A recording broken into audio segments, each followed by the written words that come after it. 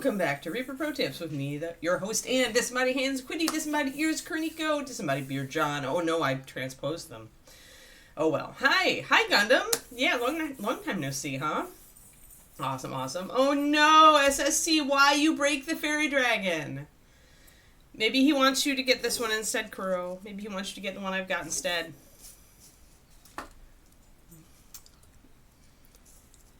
Oh man. Hey, Gilded Brush. Yes, that's just sad.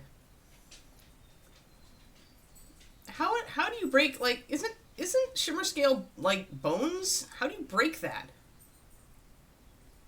Oh, good job, Hyper. Submitting your first ReaperCon class. Congratulations. Awesome.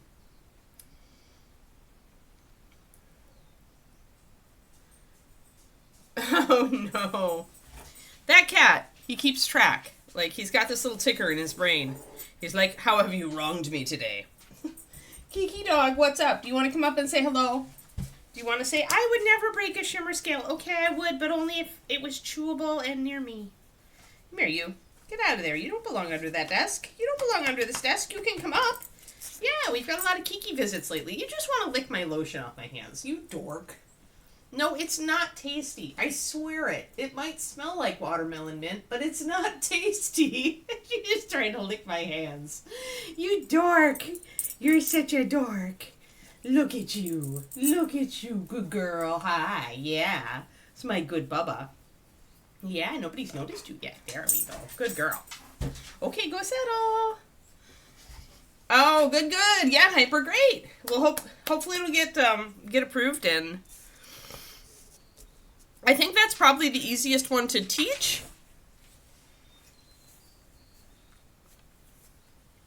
Because as you move up, you know, you're trying to teach ever more, like, difficult and esoteric techniques. Pardon me all. It's, the world is trying to kill me today. There we go. All right. We back. We so back. Yeah, hopefully. Fingers crossed, Hyper. Fingers crossed. Awesome. All right. Well, let's get back to Seltyiel. And that means I need to grab his imagery. His imagery and see what we want to work on today. I've got no idea. Bobo, don't you be eating my boxes. You can hang out, though. Yeah, hi, hangout dog. Thanks for hanging out. Good girl. She's hanging out on the floor today. That's great. What a good dog. Alrighty. Let's get out this.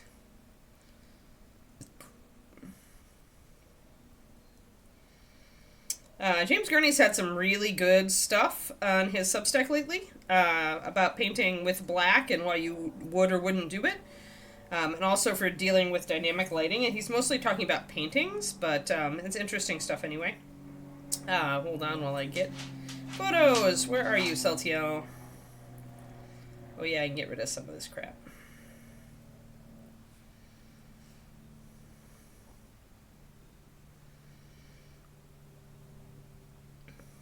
Alright. And we gotta get... There he is. Alright. Lots of light. We, of course, have gone partially black with his get-up, so he's not going to look quite as bright and shiny. It looks like the belt is also black, the background for all that crap. So we can block that in.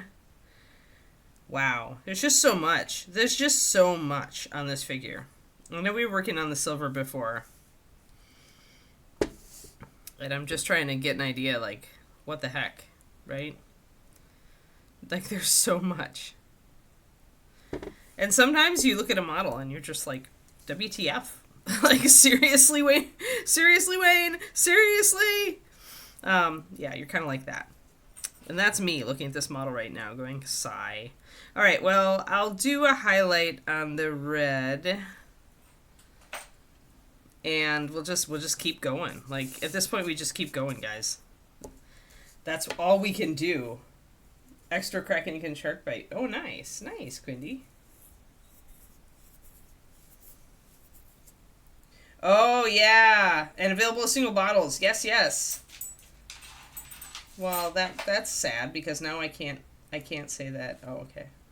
That's good, actually. Yes, that's good.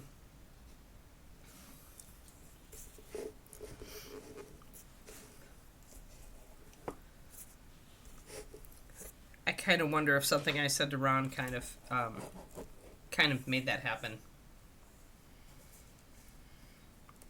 But anyway, I'm going to Reaper. It's official. I have a flight. It's at the end of this month. Yeah, I think we're just gonna keep muscling through. All right, I'm just gonna mix up this gray. You can tell, like, this is just like this model. There's just so much. So we're gonna mix up our black. We're gonna mix up our gray. We're gonna try to just kind of like feel our way through what we're doing.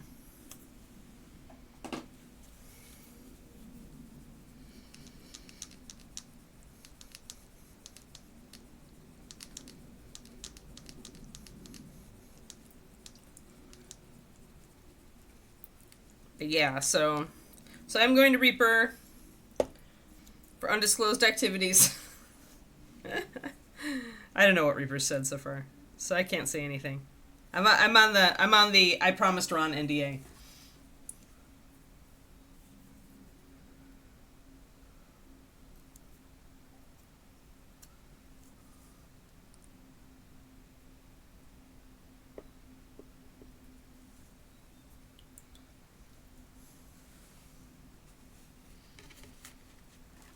Alright, there we go. Sorry, I had to poke a hole and get my black to come out. Completely mysterious. Do you all know? But do you know exactly? See, this is it. You might know I'm going to Reaper, and you might know it has something to do with MSP, but you don't know the entirety of it. And so I must be careful to honor my pinky swear promise with Ron.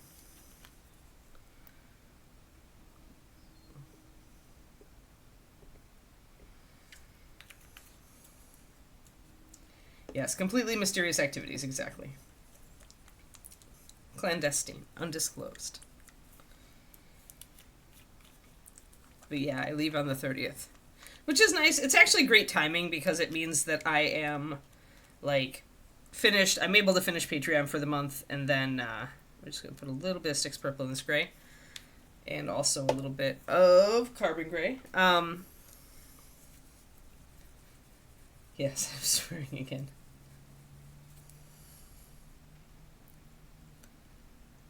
You can give Ron of these in person for you. Okay, will do. Quindy requests a fist shaking. Got it. Complete corp takeover of Games Workshop, including full. You wish. I wish. Hackman, I totally wish.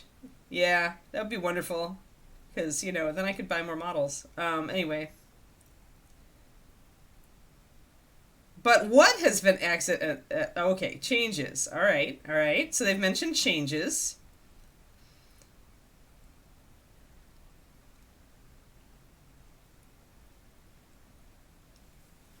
Has he sent the shirt yet? Holy shit. Okay, if he has not sent your shirt yet, Quindy, if that shirt is on site at Reaper HQ, I will mail it.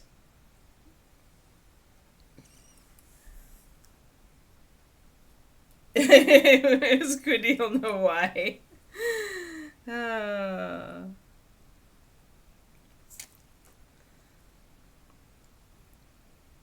Ron probably cusses out Ed every day for leaving him in the middle of that. Everything. But yeah, so like, you know, I'm gonna be there. Like, okay, I used to be one of the people that if you could get a hold of me, if you private messaged me or emailed me or whatever, and you were like, blarg, Ron was supposed to blarg, and I don't have my blarg, I would go hunt it down and mail it to you. Like, I used to be one of those people. So, no, I'll do it. Yeah, right.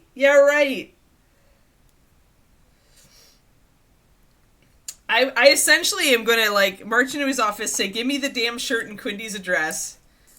And he's going to say, no, I'll do it. I'm saying, no, I'm going to go do it, and you're going to write her a note, and I'm going to put it in the box.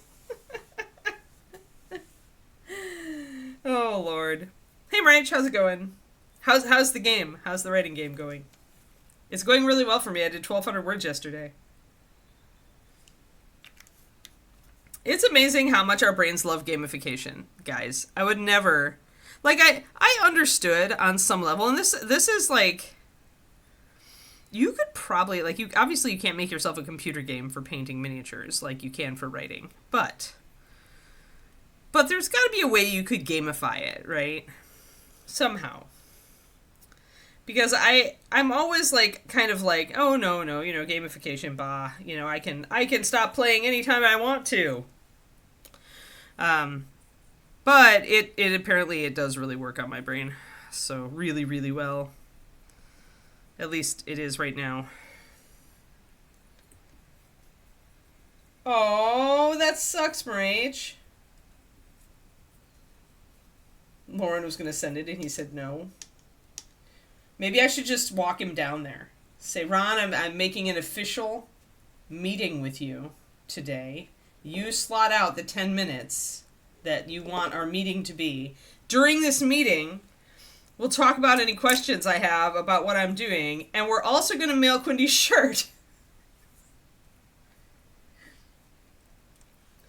What was working for me as a writer, seriously, before I found this silly For the Words game, was...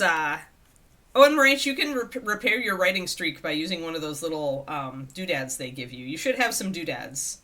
I forget the name of the doodad in the game, but you can actually repair a writing streak, and I think they give you some when you sign up.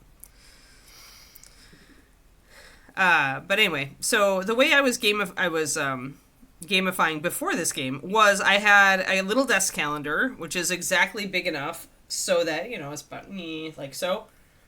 And I got stickers, fun stickers. And if I did my thing for the day, if I did words for the day, even if I just did one sentence for the day, I could put a star or a sticker, whatever. I use colored star stickers because I love them. Because, childhood. But keeping, like, just using the stickers without even, because this game I only started it 3 days ago. But just using the stickers, I was able to paint almost every day. I think the last 2 months I missed 3 days. Not counting Hawaii. If I'm on vacation, I don't require myself to write. But every other day, I wrote, which was a huge change for me. Seriously. So what you need to do is kind of figure out, like, what kind of fun reward. Like if it's if I sit down and paint for half an hour, I get to eat, a Hershey's Kiss. Or 15 minutes. Every 10 minutes I sit and paint, I can eat a Hershey's Kiss. Whatever. Go healthier maybe, but you get the idea. You have to figure out something that motivates you. And I love stickers, and I love seeing rows of them all lined up perfectly on my calendar. So for me, in my anal brain, and let's face it, many of us as mini painters have anal brains. So for me, that was enough that if I stared at that calendar during the day and I'm like, crap, I've got to get in at least 10 minutes of writing. I've got to find the time. It would make me find the time because I didn't want to break my streak.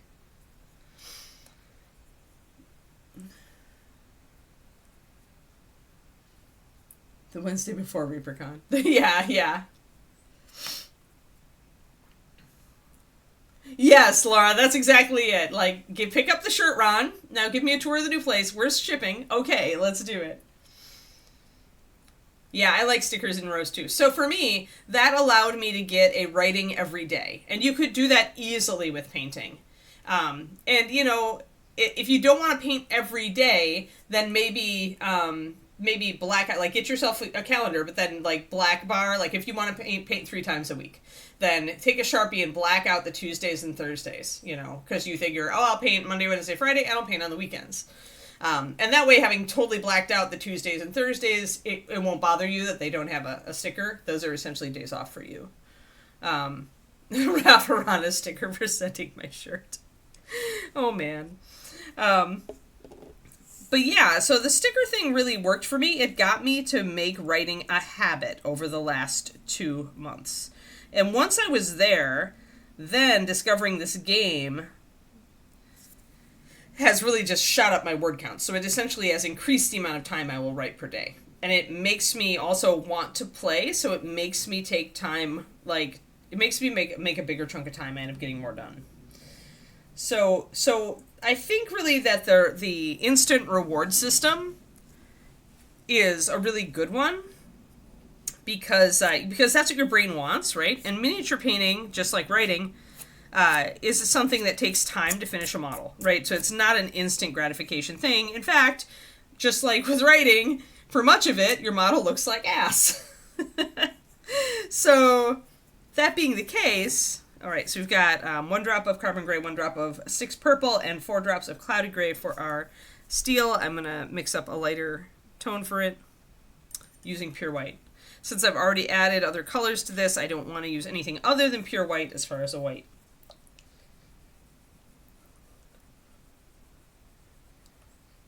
A bunch of broken minis and a mean cat face. A sticker for nagging Ron about the shirt. Oh, no. He's just, yeah. I'm just going to show up in his office and go, Ron, where is Quinty's shirt? All right, where is it, Ron? Okay, let's walk down to shipping and let's talk about paint on the way. Like, that's going to be my thing. I have some questions for you. I want you to step away from your desk and mail this shirt while we do it.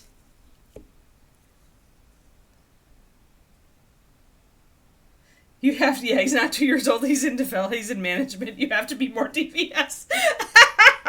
Turgeon. You need to write. You are so funny. Like, the rye, like you need to write just a funny book about life. Okay? Okay, Turgeon? Let's just, like, shit like that is gold.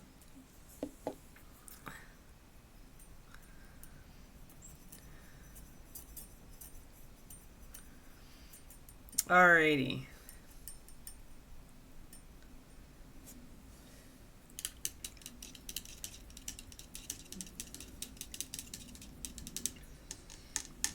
But yes, so yeah, I think you gamify painting by finding a reward that is pretty much that you can instantly have, and just assign like little chunks of time to start with.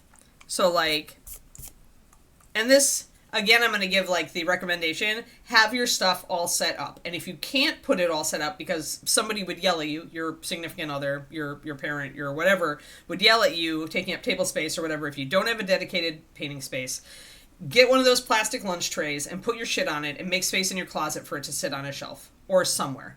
And then you can just whip it out and put it down on the table and you are set. You are ready to go. Just put the model you're working on, the colors you're working with, give yourself some wiggle room so that you can choose what to work on at any given moment like I do. I know that works for me.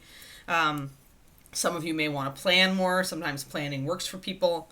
But yeah, and then like, you know, get your Reese's peanut butter cup and cut it in 4 pieces and line them up and say, okay, every 15 minutes I get a quarter of this, or every 10 minutes I get a quarter of this. And just like the minute you set a timer, start to paint, and it doesn't matter if you only got the hair base coated, just when that timer goes off, I get a peanut butter cup snack, you know? Something like that. Food works for me, sadly, but so does gold stars and stickers. So depending on like how much your brain really needs that instant feedback, because some people's brains do. If you've really got like ADHD or something, you may need to make it worth it for your brain. You know, your brain maybe you only set 5 or 10 minutes timer instead of 15 or 20, right? Yes, because then at the end of 20 minutes or at the end of a half an hour of writing, you'll have had almost a whole peanut butter cup. That's enough. I'm not going to like... Hey, come on. We do hard things, all right? We do hard things to do hard things here.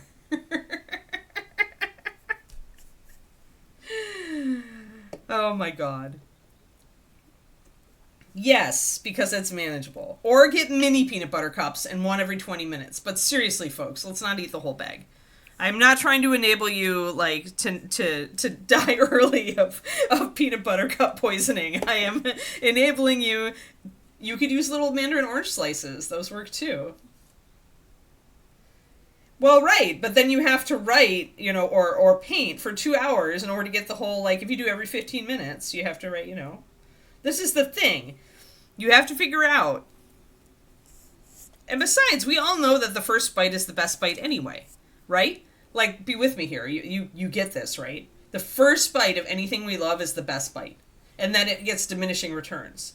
So if you divide it into pieces, you get the first bite over and over again. I think this is like no-brainer. I don't know. Maybe I'm just weird.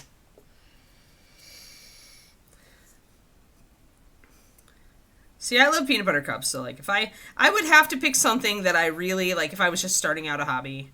You need to pick something that really motivates you. Like, figure it out. What's your secret sin food that you love that you don't get to have very often? And then, build up to making that your treat after you sit down and paint for fit. And maybe you just get one of it, right? Maybe if it's a thing, you say, okay, I'm going to paint for at least 20 minutes and then I get this. But that's when you get it. Like, you don't get it otherwise. So.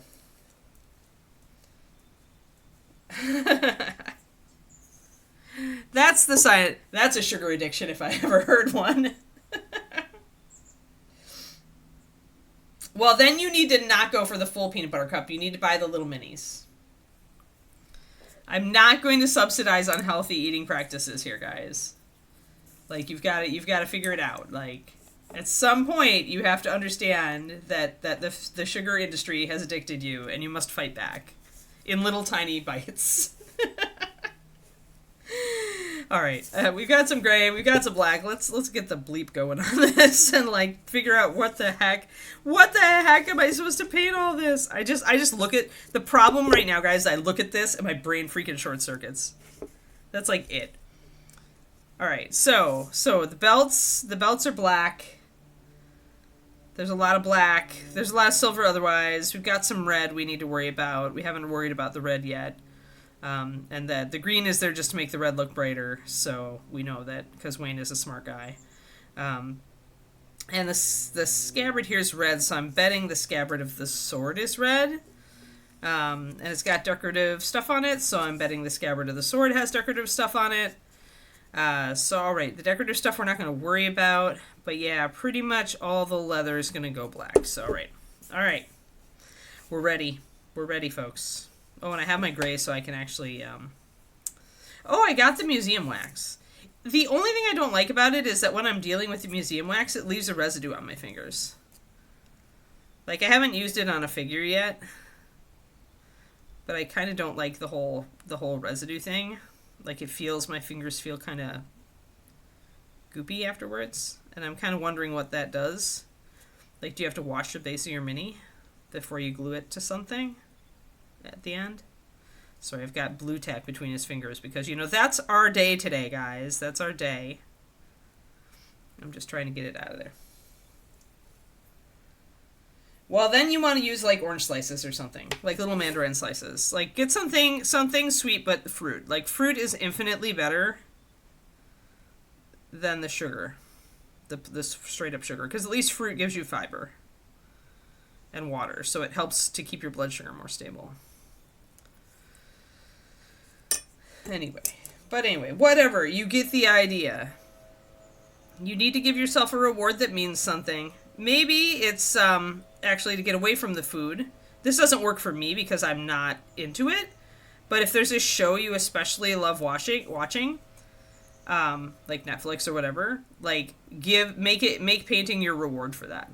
Like, say, okay, I'm gonna only watch my favorite show when I'm painting. Or, I get extra watch time if I'm painting. Whatever will motivate you. But when it comes down to it, that's how you gamify it. But it does come down to the fact that you're responsible for your own actions. And that you have to decide to, like, set this goal.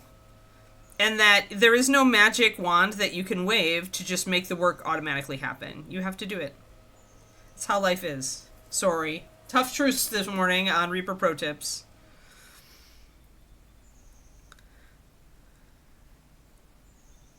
This is why people go out there and do crazy things to kind of prove to themselves that they can. Wow, that is just like stuck. So, alright, I'm going to paint over it. Wasabi almonds? Yeah, you really like them? There you go.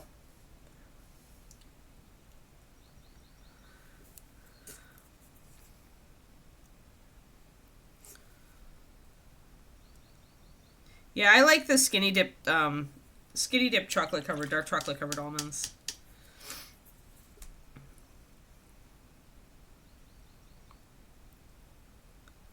There you go.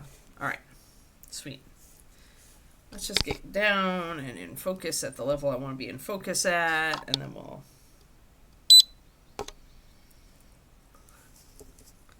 I've got Kiki fur on my hand because Kiki fur is everywhere because she's blowing coat.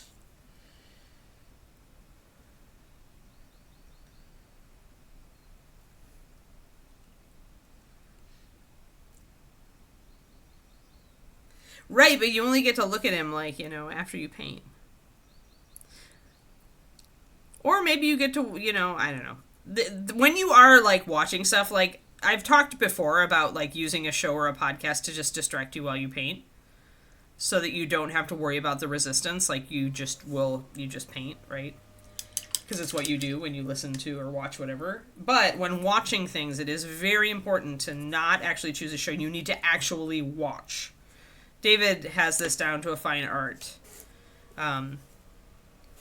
Like, he always chooses shows that are mostly about the dialogue that he doesn't actually need to watch when he's painting. So he'll watch legal dramas or cop shows or whatever, something that's mostly dialogue that he can follow the story while he's just listening.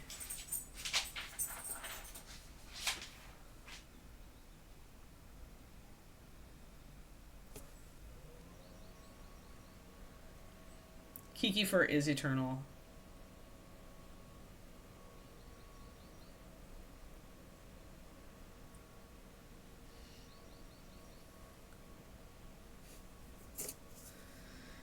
But yeah, so the problem is if you don't have a computer program to do the gamification for you, and maybe there is one out there. Maybe there is a Pomodoro with rewards or something. I don't know. Like, you do more Pomodoros, i.e. Pomodoros are like the whole interval thing. And people use them to get work done all the time. So it would not surprise me if there is a Pomodoro, like, gamification app or site or something that would do something like this. And if there isn't, somebody needs to do it. They'd make money. Just getting that sleeve. I think I put a little bit too much purple in, but maybe not. We can just put another drop of carbon gray in and take the purple down a little.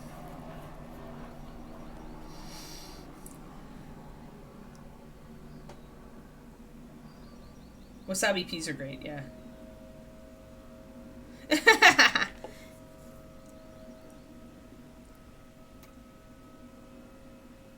But yeah, you guys get the idea, though. Like, the idea is to find some reward that's instant. And obviously it needs to be something you can resist if you're gonna, like, look up and stare at the show when you're watching it because you want to see your favorite actor. Not successful. Not setting yourself up for success there. So pick some sort of reward.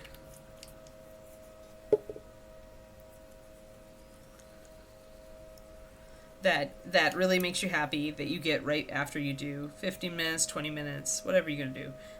Small rewards, small steps for the reward are absolutely 100% necessary, at least in the beginning and maybe throughout. I'm just going to add an extra bit of carbon gray and cloudy gray to this. Yeah, I just wanted a little less purple. I just went a little too purple with it, so now I'm going this way.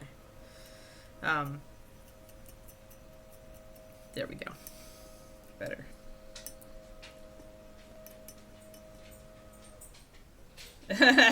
You're on a no cookie thing. They're terrible.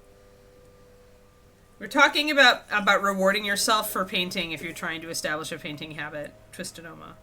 Because I found a computer game that rewards me for writing by having me kill monsters as I write words. And I love it.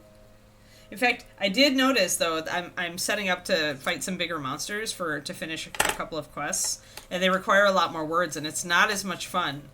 It's definitely harder to motivate to get the big monsters. So I have to kind of look at it as a chunk and plan and put some small monsters in there also, so that I get lots of kills, because I like lots of kills. Anyway, that's just me. All right, got gray.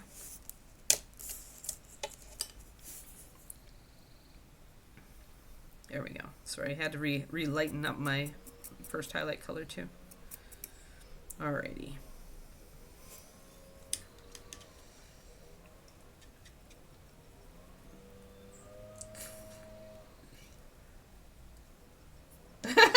Gwyndy.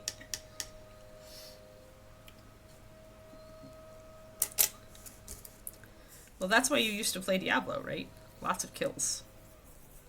Alright, so black. We're just going to start blocking this stuff in because my brain short circuits when I look at it. And we're going to have to... This black strap is right next to the vest part that we made black. So we're going to have to highlight it so that it stands out.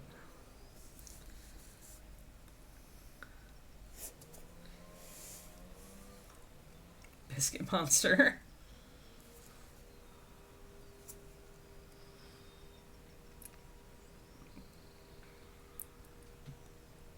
Now I have to look up.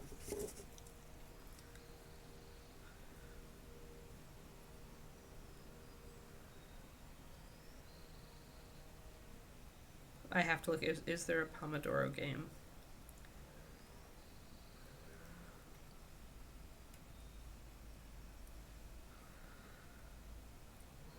Oh, here you go, guys. Okay, we got it. Hold on, let me see. There are several Pomodoro games that gamify the time management technique.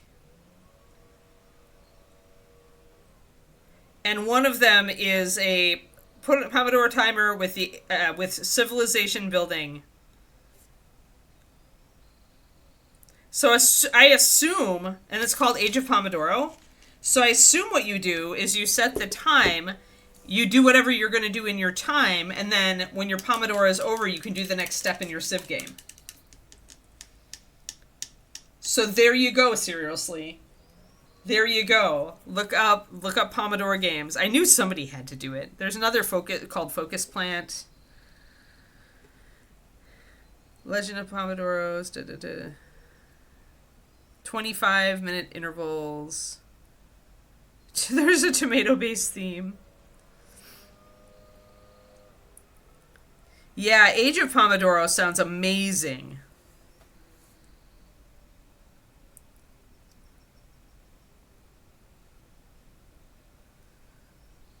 Oh, Pomo Farm!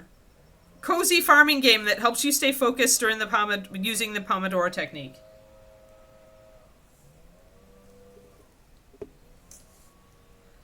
Yeah, look up Pomo Farm too if you like farming better than Civ building. But I like civilization building, so I might have to look those up. Because, you know, I might want to slide away from my... Maybe I want to use one of those for my painting, right? Because I have a writing game already. This is great! I'm so glad I looked this up for you guys. Now maybe you can try using it for miniature painting or report back.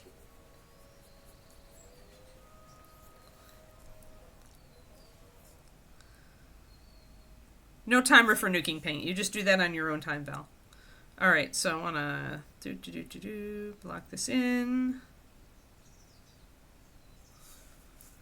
Oh, you meant paint nuke time as far as, like, when will the paint line be like, you know, revamped or whatever? When will stuff happen at MSP?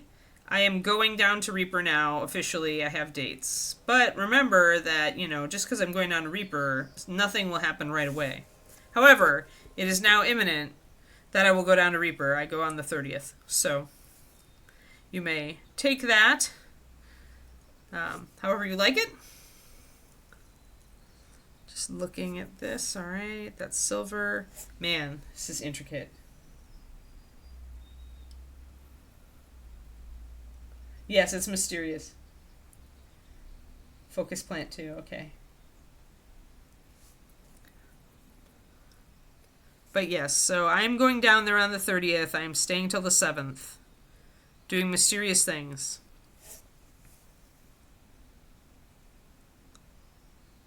Man, like, seriously. All these tiny details. Derek, what? Why? Why, Derek? I know, Paizo. I know. Blame Paizo, everybody. We gotta blame Paizo. We're gonna have to highlight all these tiny little areas of black. Like, seriously. No, it's just like, it's whatever it is, Val. I don't know. I don't know what's gonna happen. I'm going down to do whatever Reaper wants me to do to the paint line. It's always been like something, right? Like, something was gonna change. Don't sit and pick apart my words. It'll irritate me. I'm going down to Reaper to see about changes they want to make to the paint line, which is like exactly what all of you have known for ages. Alright, and then there's like a belt under here that's a different freaking color. I'm just gonna make this black. Like, seriously, folks. Ugh. So irritating here. Alright, and that's a belt.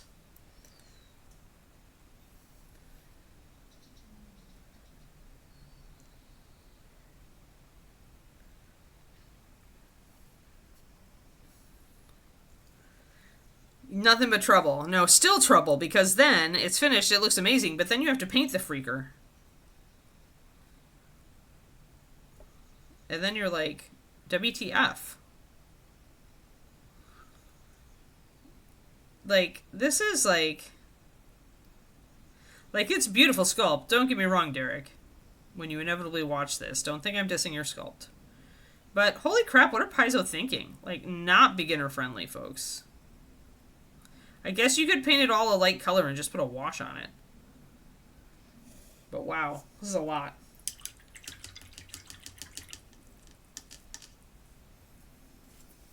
Well, you'll be excited when Reaper changes the paint line somehow. Through nefarious means of bringing me down and having me do mysterious, weird stuff to it. Then you can like, you know, rejoice or complain or do whatever you're gonna do. But if there are colors you want, get them now. As I've been saying for weeks, maybe months. I'm just gonna line around these little guys and make them a little more crisp. I think these are red. Ah!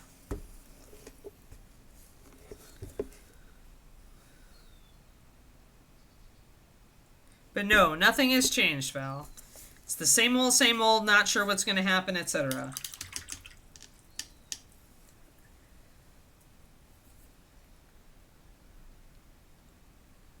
Polly, I would prefer not to. I want to spend all my time there, except for when I'm shooting videos for John for, like, edumacation purposes. Like, I want to do some videos, obviously, as we work stuff, so that Reaper can finally have an archive of how to use the paint line, blah, blah, blahs.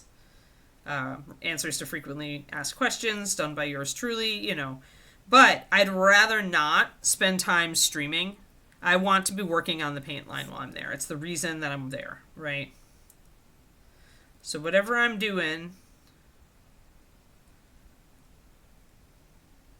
I don't want to lose an hour and a half or 2 hours. Let's face it, it would be more like 2 hours.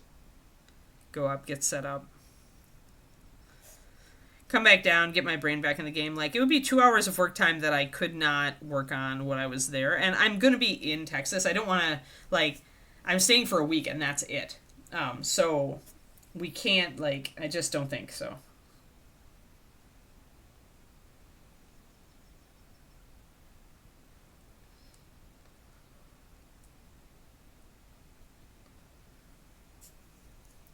You can, I think you could say that's not going to happen, Val.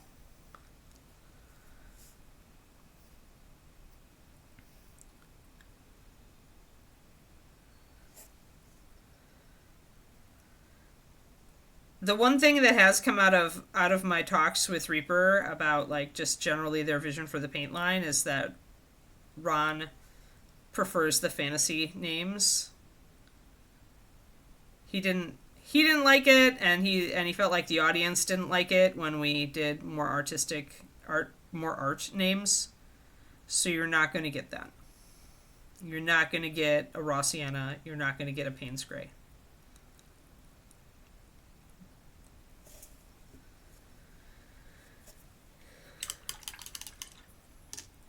You're not going to get a whatever else. Yeah. Like, no matter what happens, that's not an option. I can firmly say that. Because we were talking about naming. And that came up. Ron and I. So.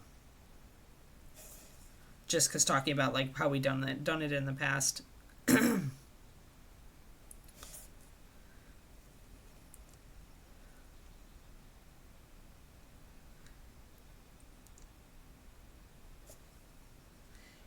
Yeah.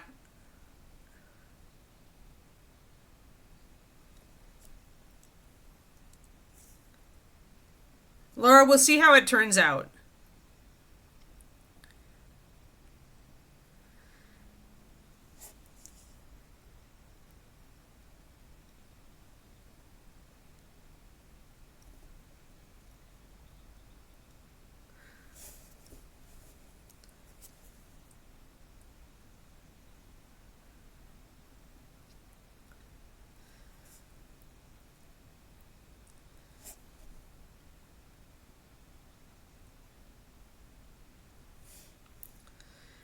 But I mean, it like there was some discussion of putting things like high coverage or transparent on the label for some certain colors. So I just don't know. The problem is I don't know how you do that. Like, because you've got all these, like, I think you almost just have to mark the really transparent colors differently if you do that, because there's such a gradient.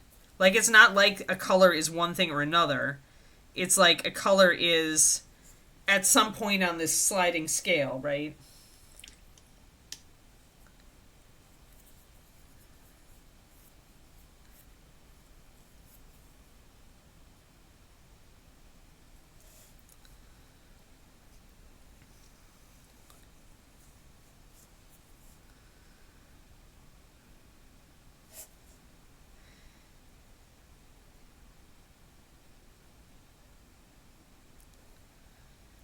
Yeah, I don't know. The sales are king, and as it's just why I've been telling you guys to buy the colors you like.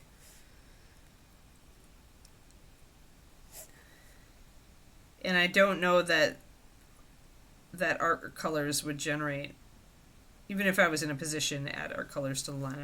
I don't think some of them would generate a lot of sales. So the miniature painters in general, especially in the US, especially gamers who are buying Reaper products, aren't interested in artist colors. Like, I try to make a note, I try to tell you guys when I'm using one that isn't equivalent, and you guys know that I've put colors in there in the past, like rich leather and russet brown, those are artist equivalents.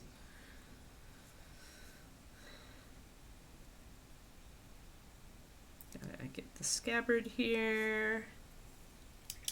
Alright, some stuff is starting to look a little clearer now. No, we wouldn't be able to do a paint across thing like Golden does. Like, just putting a note, somebody clarify for Kuro, that we'd most likely just add a note, a little line saying transparent, or whatever, to colors that were transparent. If we did that. But again, this is all, like, I can't emphasize enough, guys, having worked for Reaper for many, many years now. I just had, April 1st was my anniversary at Reaper. And that was 22 years. Everything is subject to change. Like, that's half of why I don't talk about any of this stuff with you guys, really, not as far as specifics, because no matter what was told to me, it may change when I actually get there. Like, I could walk in and Ron could go, we thought about it, and in reality, we actually want to do this, and it'll be different from what I thought I was going to be doing. So I really cannot guarantee or tell you guys anything about that stuff. Like, even I don't know. You think I'm joking half the time, but I'm really not. Because the fact is that, especially with Ron, like, seeing the thing gives him clarity on positive or negative vibes about the thing. He's one of those people who really likes to develop things rather than, like, he's much better developing than imagining things whole cloth in the beginning.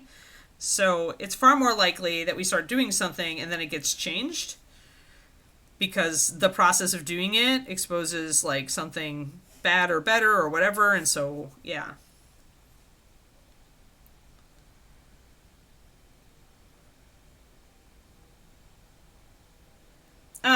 Artist colors mean, like, colors that canvas painters use. Hackmaster. So we're talking about things like burnt umber and, ultramarine blue and stuff that canvas painters would recognize the name of, but that miniature painters really just don't care two figs unless it's a pretty color. Then they'll be like, okay.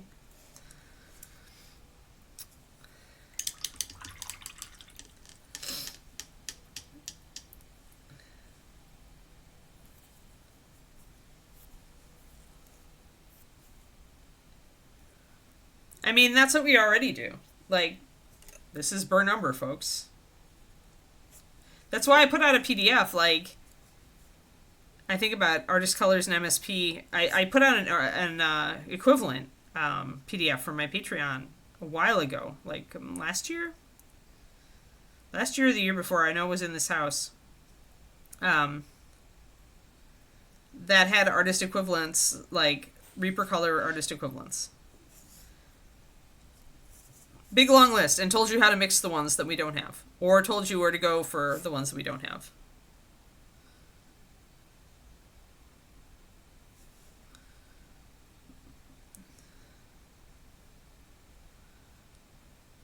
And I'm just, like, going to shade in this entire underside of this. There. Okay. Hey there, Roger. But yeah, so if you're on the Patreon, go looking for that. I think it's a $5 tier. I'm not sure how I would have keyworded it. Maybe artist colors? Not sure.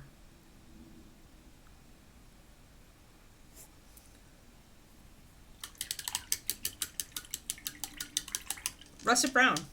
I've said that so many times. Burnt umber.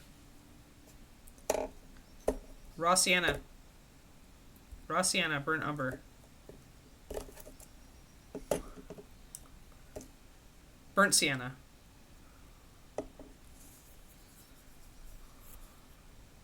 Hypothetically. Ultramarine shadow is ultramarine blue. Or it's an equivalent. It's a hue. They're always hues. Hue means I'm not using the actual pigment in question.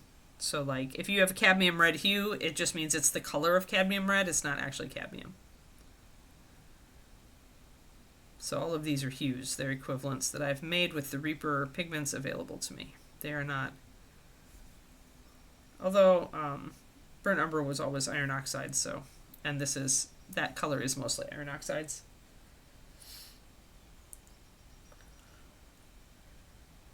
Oh, labels. Yeah, the reason we keep using the plain label is because it's much cheaper for you guys. Like, you don't want your paint price to go up 50 cents. Or $1. Like, it was expensive when we used to pre-order labels that were pre-printed. And it means keeping a lot of... It means takes up space because you have a ton of inventory. With that many colors, you have a ton of inventory dedicated to... One second, guys. Gotta check a color. I want to look at that dagger a little bit more here. Okay. Oh, okay. The handle's black, and the dagger itself is red, and it's going to be really hard to do that. All right. Well then, let's just do what we can. Thank you. May 10th, 2022. Ah, equivalent. Thank you. Thank you. Turgeon is awesome.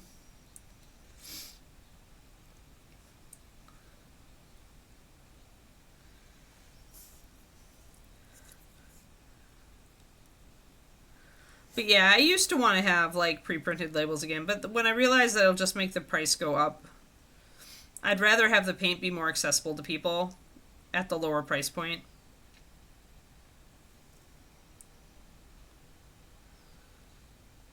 Because, I mean, the hobby's already expensive. And Bones goes a long way toward helping with that, but... Okay, guys, we're going to paint in this dagger. It needs to be... It's got the little cutouts are really bright red. See those really bright red cutouts there? And then these little guys are red, too. So we're going to paint it all gray, and then I'm going to put white, sink white into those inserts. Those little indentations, and then we're going to put clear red over the top of it. We want the white down first, though, or it won't be bright enough.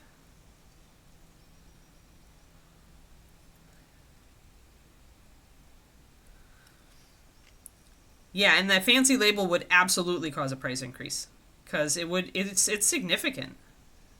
It's a significant cost once you multiply it through the system.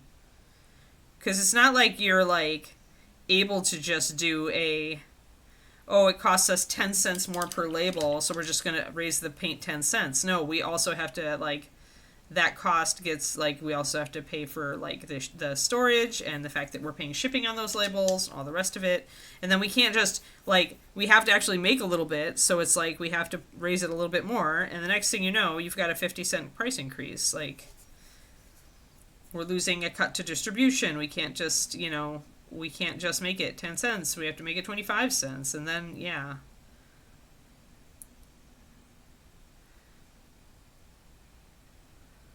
Like, that's how business works. So, and if you're going to keep the lights on at Reaper, which Reaper's very good at doing, and they're still alive after all this time.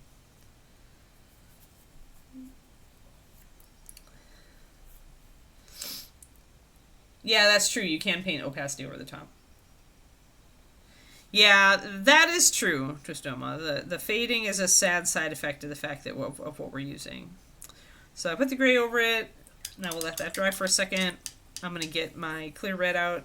I could use a combo. I probably will use kind of a combo. I don't want to necessarily just use clear. I think I want to use... Do I want to use fire? No. I want to use, I think, heraldic and clear. No. I'm really hesitating here because it's like we need...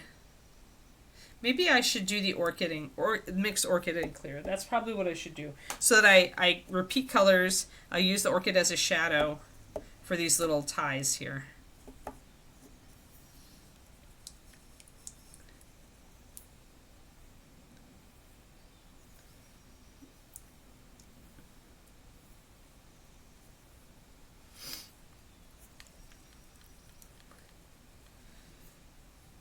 Yeah, I mean, ideally maybe you make the SKU smaller and the name bigger. I don't know.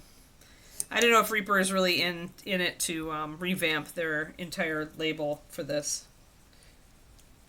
If we end up just doing a cancellation and reorg, then then it doesn't necessarily make sense. I'm not sure. Like, you can add a little thing for transparency onto the label we have pretty easily, but any big changes, I have no idea. At that point, you've got to...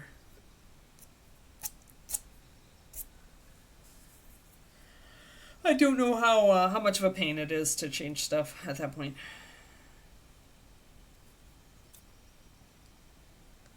Yep. Yeah, I've Sharpied over some of my old ones too. Although the things that will cause the labels to fade are direct sunlight and heat. So if you, I keep my paints out of both of them pretty much, and I don't have much. I haven't had any fading problems for a long time.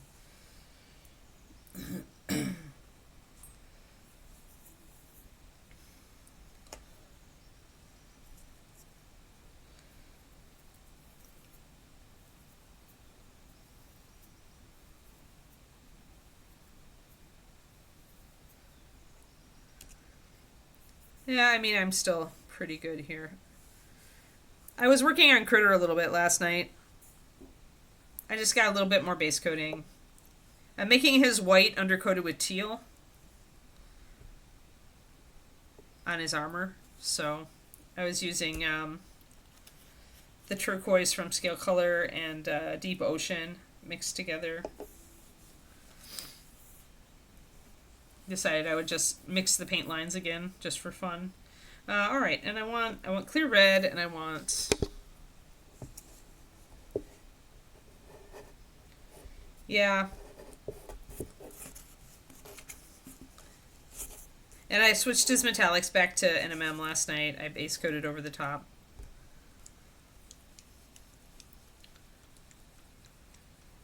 Oh, it's too bad, Quantum. Yeah.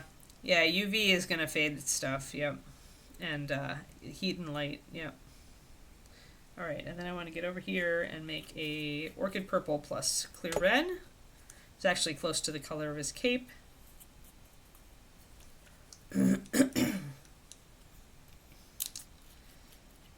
Yeah, I do need to sit down and do one more piece of green stuff on Critter. I totally missed the front of the Critter's breastplate. His chest plate, and there's a line right down the middle, and at first I didn't mind it, but then I noticed that they'd puttied over it for the box art, so I'm like, alright, they think it should be puttied over, so I need to do one more bit of green stuff then on the front of Critter, but I think that's all the green stuff. I think then Critter is pristine. Critter is ready to go. Alrighty.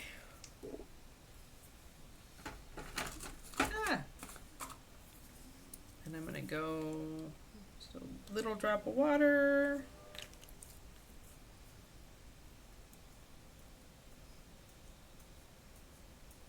Yeah. Display, like, honestly, display stands, it doesn't matter so much. Most UV gets blocked by glass, as I recall. So, your windows. And the windows of the display. And, the light fastness on the paint itself is pretty good. Because we use industrial grade pigments, they're meant to be used in bases that are going to be painted on things outside. So the light fastness on the MSP pigments is pretty good. Okay, and I've got our clear red. You want it to be a little more fluid here because we want it to just sink into those little cutouts on those on the dagger. So we need it to be a little bit more. Yeah, but for the labels, for sure. The labels are very persnickety. But yeah, the paint itself, decent light fastness. No worries on that front. Alright, let's see if we can get the white into these little cutouts. Let's get close. Pull this out. Alright. So I want to get a little bit of the paint off my brush, but I actually want them to kind of flood these little cutouts. And I don't mind if I blorf a little bit here, because, there we go. Because I can always just paint gray over the top.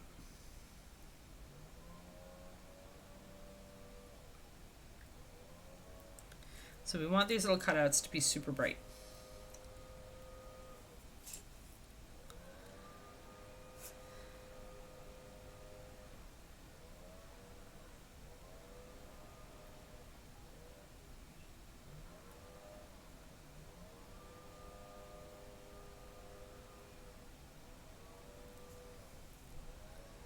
And that's why we're using pure white. Oh, I had a little blorfy there. Gonna have to touch that one up.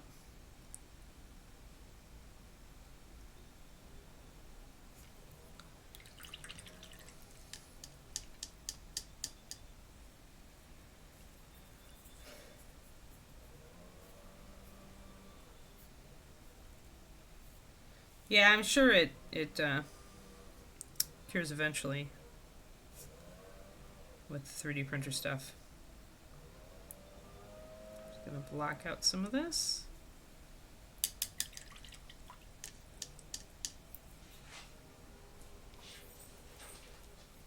I did not sit down and remove the 3D printer nubs from Fairy Dragon last night, because he can't be a distraction yet. I'll work on Fairy Dragon a little bit more when we get closer to done with Noli. Yeah, I'm just going to paint over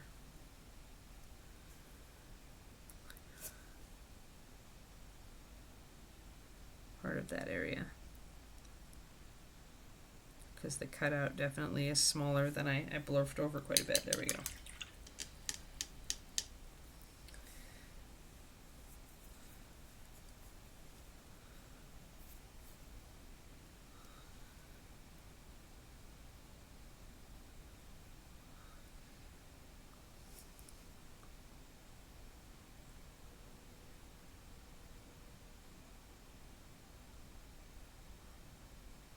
Oh, blurfy again. All right, well, there we go. That's not bad.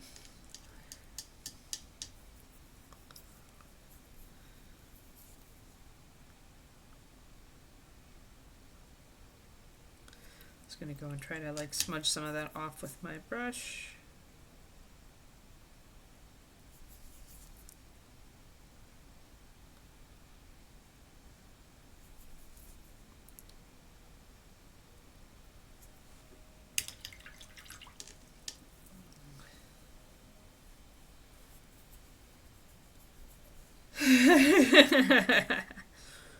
Swimming in light, yes, indeed.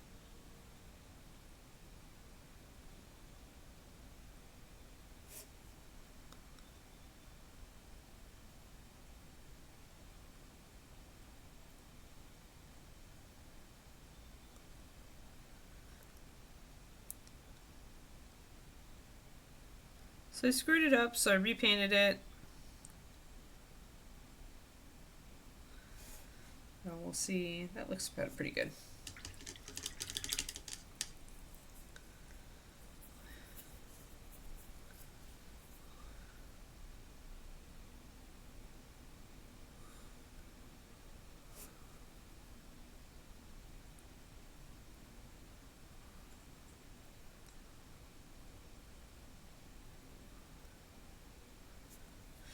I realized last night when I decided I wanted to use Scale Color Artist mixed with Reaper for my base coats on Critter, realized that I had misplaced a bunch of my my Scale Color Artist. I was like, no, because that means I really have to sort through the crap here in my office, which I've been putting off for months. Because I'm sure it's in one of these boxes, right? I'm sure that my raw sienna and my magenta are in one of these boxes. I just have no idea. I have no idea where it actually is. I have found at this point, though, that I have like 3 bottles of Crimson and like 6 bottles of Burnt Umber, so... Oops. Hey, Richard! I'm complaining about all the freaking detail on this model. That's what's going on. Dang it. And also we discovered that when we were talking about gamification, we were trying to figure out if there was a gamification for painting. And apparently there are a couple of Pomodoro games that where you do a thing in the game and then you do your hobby or your whatever for 20 minutes or whatever, and then the game takes over and lets you do another step. So like you do your Pomodoro and then the game unlocks and it lets you do the next step. Like there's apparently a civilization kind of building game and a farming game. So, not that you never have any trouble motivating yourself to paint, but for those who do, there is an answer. Just like my writing game. That's what led to it, is that the writing game that I rediscovered 4 days ago. That is leading to me doing a lot of writing lately. Yeah. Well, then just make sure you write on the number in the name. Ha. Yes, I am going AWOL from the 30th to the 7th. So the 30th of this month to the 7th of May. I'm going down to Texas for mysterious purposes, undisclosed purposes.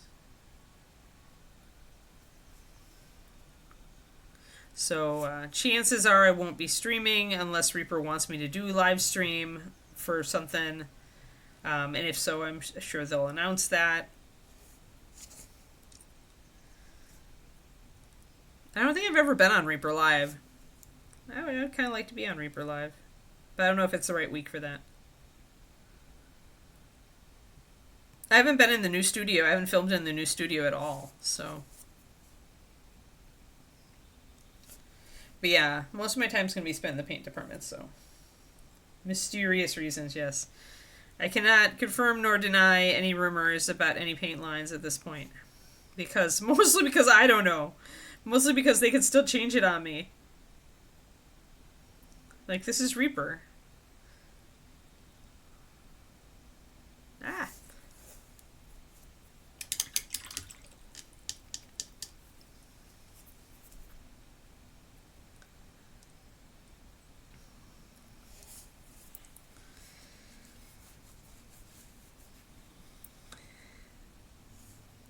Alrighty. Well, we're getting there anyway. Alright, I'm going to actually undercoat red on those little tiny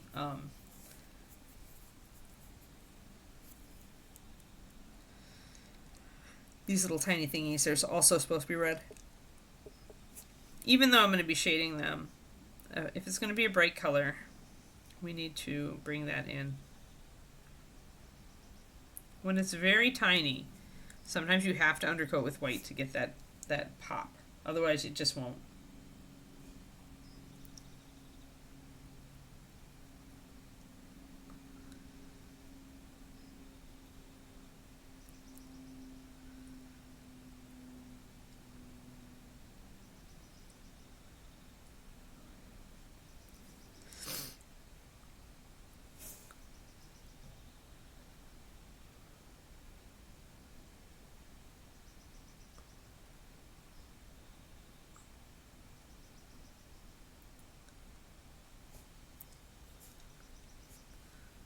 So little guys there.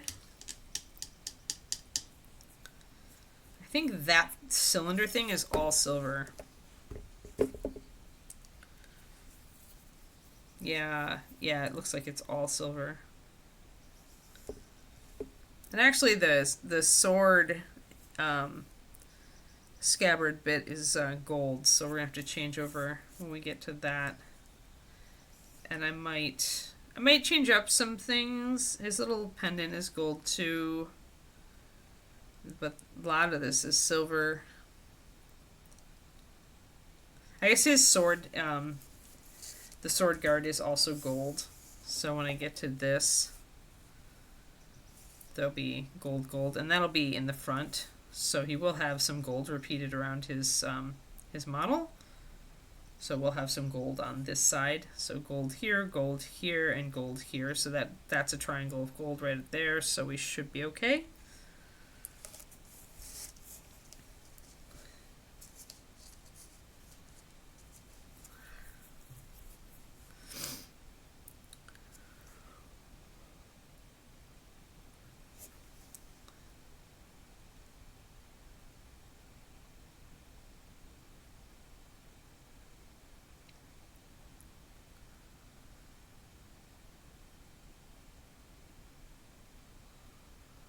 Alrighty. Just so much silver. That's a tiny little buckle.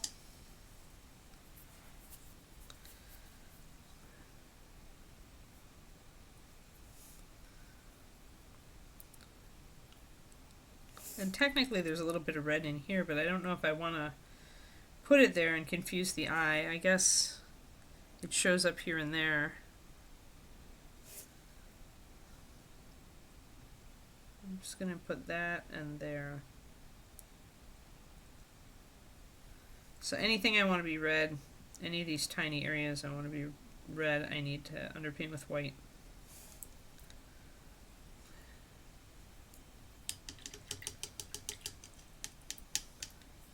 I mean, if it's not a big deal, Quantum, and you're just like, okay, just kind of, scribbling the number on the bottle, you could also just get stickers and write on them with Sharpie and just relabel the ones as they start to fade. I mean, there are easy fixes.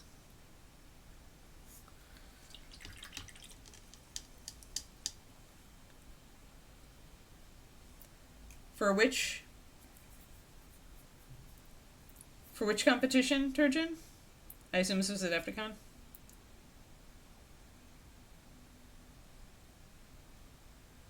Oh, yeah, Resin Beast, yeah.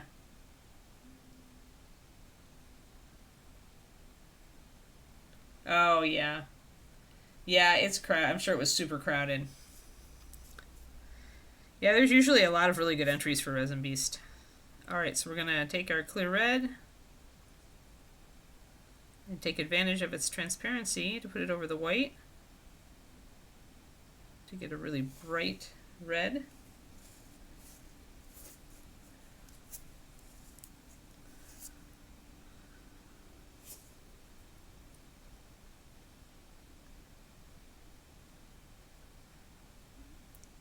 So when is Paint Club? Is Paint Club still Saturday noon to 4? I know there are multiple paint clubs now, Michael. But when are the official paint club schedules?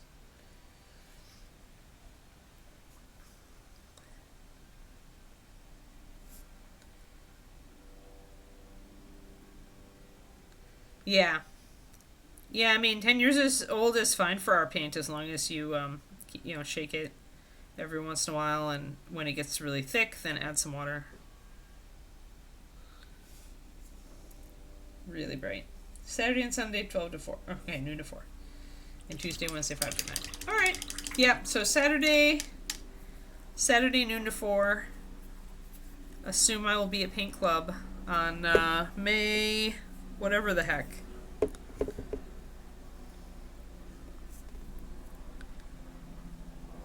May 3rd. May 3rd, and we'll be back at Paint Club for a rare guest appearance.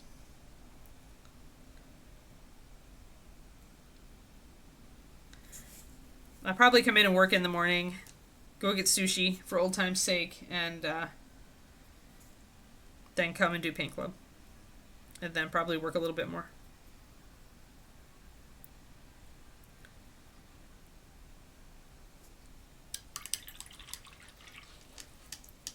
Yep, celebrity guest.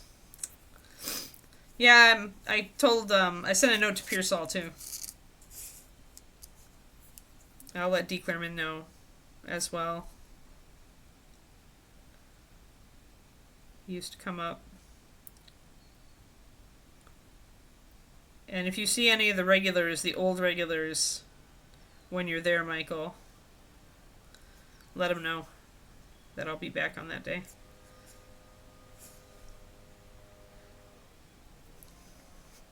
Yes, Paint Club founder. You know, being out here is the first place that I haven't founded a paint club. And the reason is just that, like, our local game store, like, closed. And the pandemic, right, when I moved out here. So now the closest game store is quite a ways away, and I stream instead. Streaming became my paint club.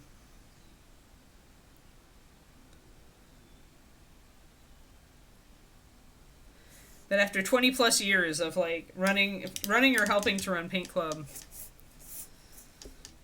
so the red gets very luminous then, and I will shade it. It is going to be pretty distracting, and I'll have to, I mean, it'll be kind of balanced by the fire up here though, right? Ah, yeah, huh?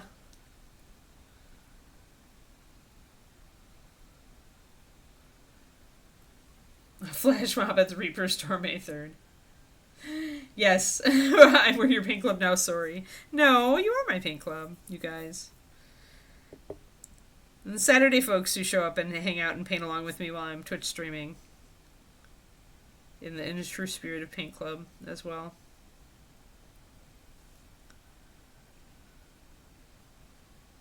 But yeah, so I still paint Saturday. I just don't do 4 hours at the Reaper store. I do 2 hours on stream.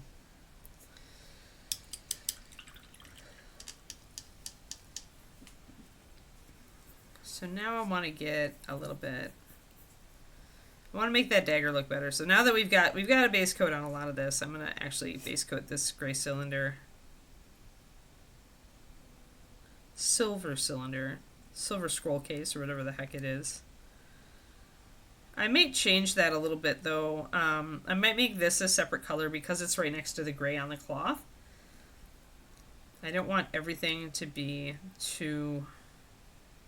I don't want the stuff here to, when it's overlapping, I don't want it to be the same color. So I may change that to gold fixtures here, like that down here.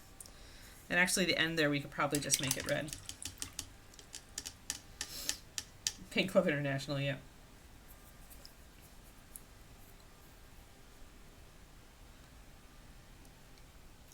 Well, no, that's kind of counter, Val.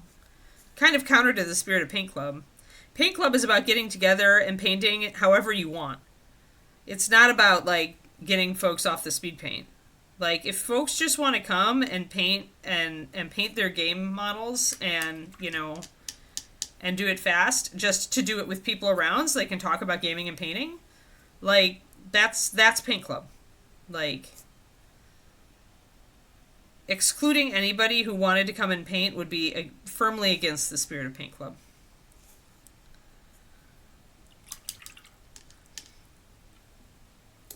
There are lots of people who came to Reaper Paint Clubs, probably still do, who really just want to come and paint something and relax, and they're not interested in getting better, and they're not interested in painting to a high level. They just want to come and paint and chat with other painters.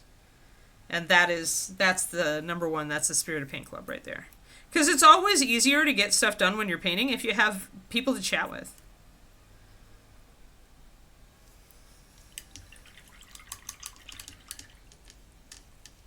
PCI, Paint Club International. Yes. So yeah, of course, if you start one, you can do it however you want. But one second, need to check another color. Come on, hurry up. Open, open!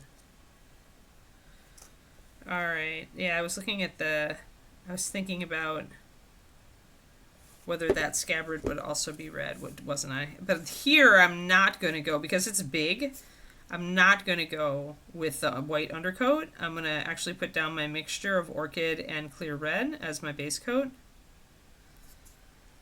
Those colors are see-through, so it's going to take me a couple of coats, but that's okay. Especially because I've thinned them, but it's just going to make the paint smoother, so...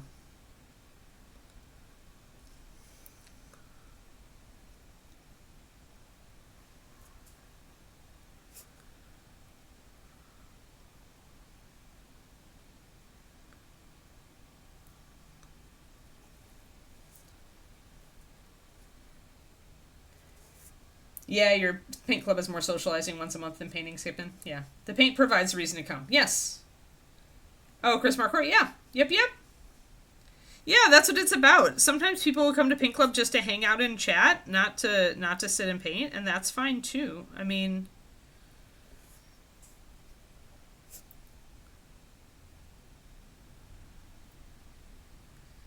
That said, you know, one of the great things about it is that if people need help, you're there to help them, right?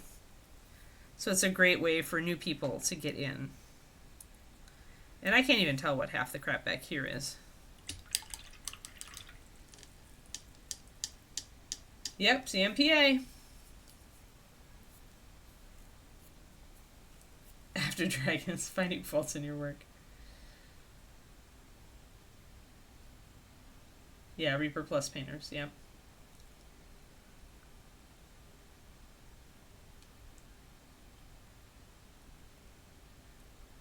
Yeah, CMP is good. Yeah, for sure. Miss Chris, yeah.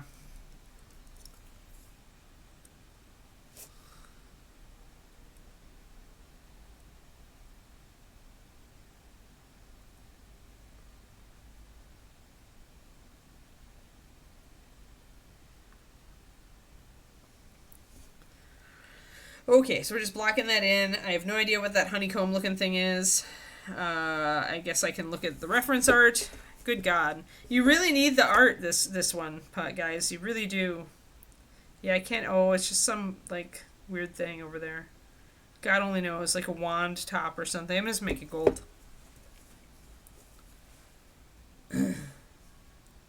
Stuff and things in Gribble, yeah. Yeah, it's just a social thing for painters. I mean, it's always more fun to hobby when you're around other people. And once you get to know people, then they just become friends and you come to hang out. I mean, dragons think they're perfect. Right, Lava Dragon? I need to get out some sandpaper and finish Lava Dragon's base.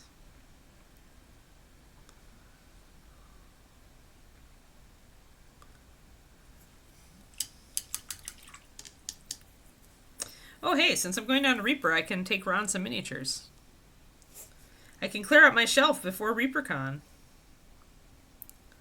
Probably better that way because he won't be juggling 15 different things at the con when I hand him a box of minis. Alright, so just put that in silver. Okay, here we go. So we just went red with that, which looks very different. Now mostly it looks very different, so that's fine though. Total Escape Games. 20 people, nice. Very good. Awesome, Skippin'. Yeah, so anybody near Colorado, anybody in Colorado, think about heading out for a paint along. For a paint club. Yeah, at least I don't have a unit of them. Exactly, Richard. Alright, let's see here. Bring up the red a bit. Gonna see how my clear red layers up here.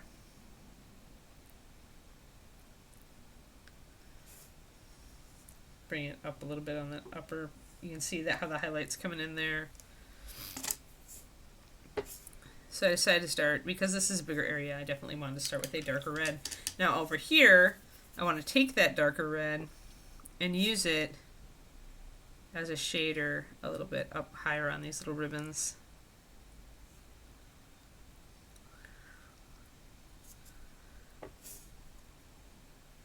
So there's a little bit of a color gradient. And then when I do highlights down on the very ends here, that'll help them stand out. So adding that darker red, you can see, gives it a little bit of a richer color. It's not just as glowy. Here we're going to keep, I think we're going to, well, I'm going to actually glaze it. I'm going to get this darker red. I'm going to put just a little bit over the top of each of these. I think it'll stay okay.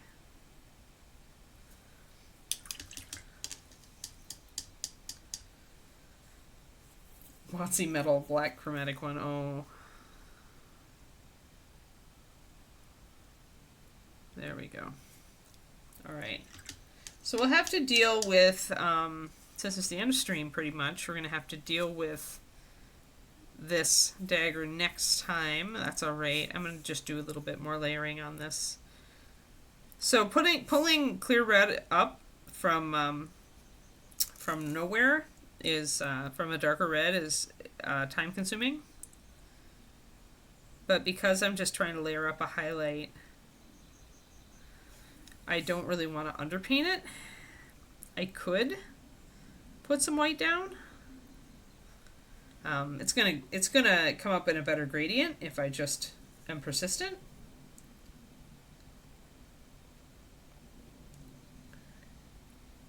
Oh no. Ridiculously cheap on eBay, yep. Yep.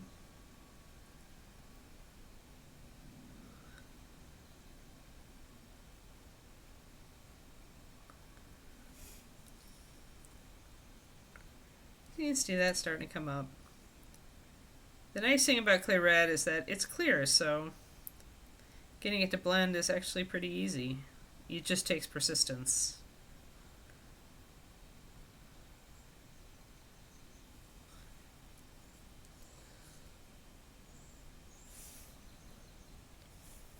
And I can take the darker red and I can come up on the other side.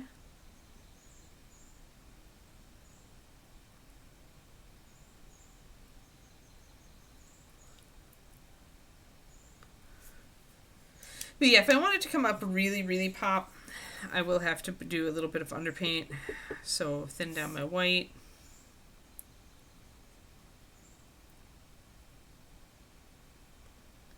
And of course my white is not nearly thin enough, so I'm getting texture, but that's okay.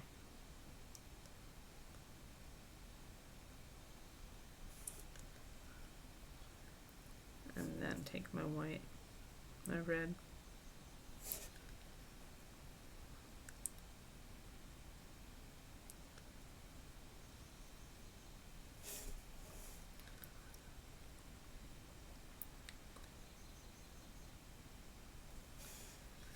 And that essentially is going to bring up that edge really bright.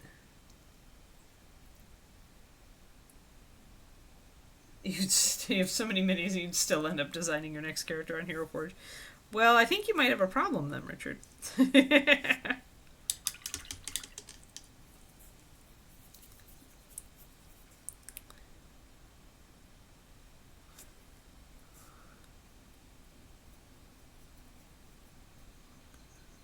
Alrighty.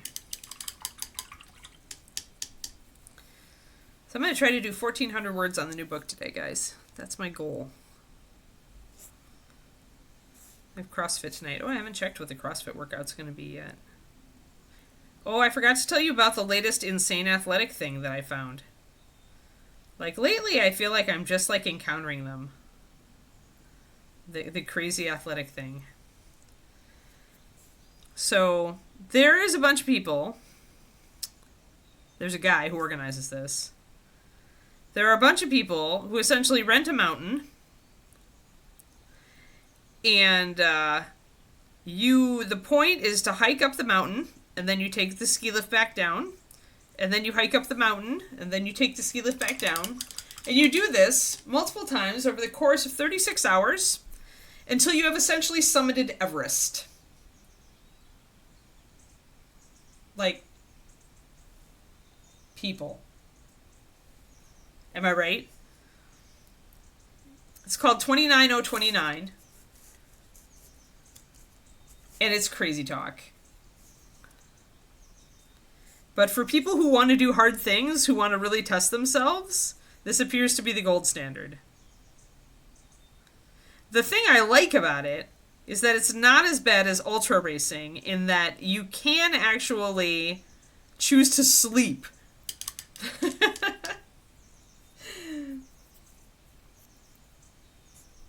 People do it for the same reason they do ultra marathons, because once you get fit, like if you put a lot of time, think about it, if you put a lot of time into getting fit, and to get really fit, where you can run 50 miles, like, and it's just like not thrilling anymore. Like, if you're that person, then you're looking for the next challenge. You want to know, what can I do? Like, how can I really push myself, right? There are people with that mindset. If there's not frozen dead bodies and if it's not real Everest, you don't care. 29029. Yeah, here, I got the website. Yes, I went to the website. Yes, I signed up for their mailing list. Don't at me. Hold on.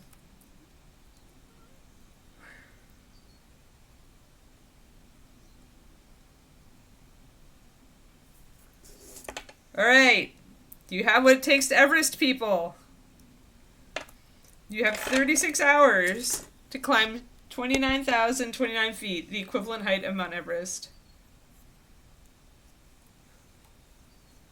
I am nowhere near fit enough to do this. But it's interesting to me. Yeah, 29029 Everesting. Yeah, and they do it all different states. They just rent a mountain in different states. It's all sold out this year. You really need to get on their mailing list. Yes, it's sold out. That's how many crazy people there are in the United States, okay? But yeah, so it's an endurance sport for sure. But yeah, if your sister's into that stuff, Julie, yeah, ask if she's heard of it. Okay, I saw one in Colorado, one in Wyoming, there was Utah. Seems like they have them in a lot of the western states. But yeah, that's my latest crazy sports thing that I found out about. Yeah, but it's, that's also not going to get you really fit, Twisted Oma. So, like, that's the thing. Like, at some point, fitness becomes its own challenge. Like, fitness becomes something that you enjoy, right? And then there are those people who will push it to the max and who want to know how far can I go. And that's what's happening with the Everesting thing. Absolutely. It's not even, for me, it's not. Like, my aspiration right now is to go and do that Mont Blanc trail. The one that goes around the Mont Blanc Massif in France, Italy, and Switzerland. The 100-miler. Like, I want to hike that.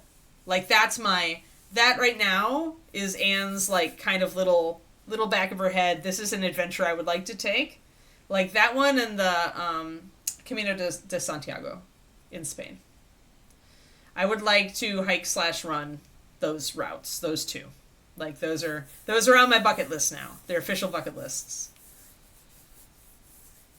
I don't know, Tristoma, but it's a lot. It's a lot of summiting. Like, it's several times.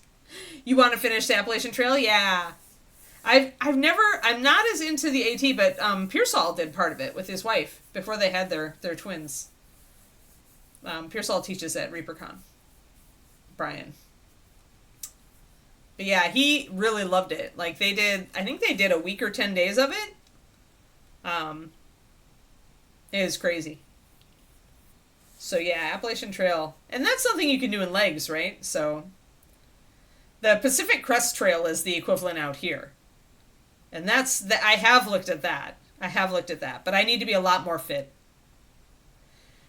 Well, yeah, the ski resorts love it because it gives them summer income, Rach. Like, they have a week where they're booked. But yeah, it's like the problem with those with the 29029 thing, folks, is that, like, you've got to be fit before you even go. Like, you can't go there being less than in top form. Like, it's not a thing you ever do. Whereas with the Trail Mont Blanc and the Camino de Santiago, you can go when you're not hyper fit, right? If you do the Mont Blanc Trail, it's hard, but you can do it in like 10 days. 8 to 10 days is average. And there are plenty of people who are not hyper fit that are walking that trail because it's just gorgeous. So that's doable.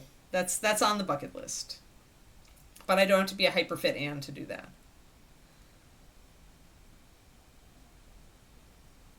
Yeah. Oh, neat. Oh, and most of us, I didn't know that. Very cool, Crowley. Yeah, West Virginia and Maryland and Pennsylvania. That's really cool. That's super awesome.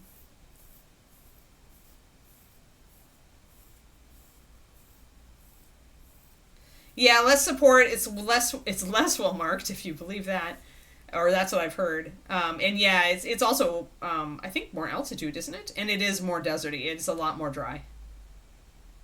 West Virginia's all 4 miles. Okay, fine. So a little more than a 5K. Yeah, at least I get to get my 5K in before I go down to Reaper. Then I'll be tapering anyway, so I won't need to worry about running as much in the Texas heat.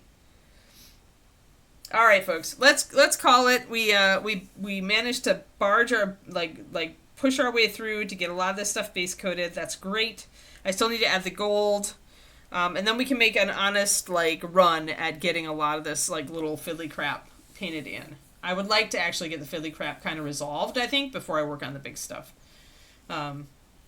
So yeah, so there we are. Tomorrow, we're going to be back with Birdie. Birdie's getting really close now. We did his feet. We did a bunch of the gold. I still need to do silver there. I still need to do the staff.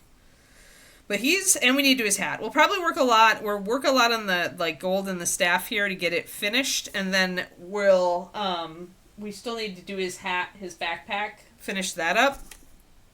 So that's probably what we're working. And that means we're almost done with Bird, guys. He's almost ready to go to I guess we need to sculpt his staff topper. So we do need to do that. We need to sculpt the staff topper. So maybe we'll do, we'll put that on the list. But then he goes to basing, and then turtle. I think Turtle's going to take over for Birdie. Oh, cool, Richard. Awesome. Yeah, good vibes for your class approval, Hyper. Kiki says good vibes, too. Awesome, awesome. Super. Yeah, you can do it, Hyper. I have faith in you. Then you just have to do your best for your students, right? All right. Cool, everybody. Thank you so much. I hope you have a lovely day. And seriously, let me know if you try those Pomodoro games. I want to know if they're good. Maybe I'll try one with my painting. All right, guys. Thanks so much, and have a great day. Quindy, thank you for modding, and I'll see you guys tomorrow. Bye-bye.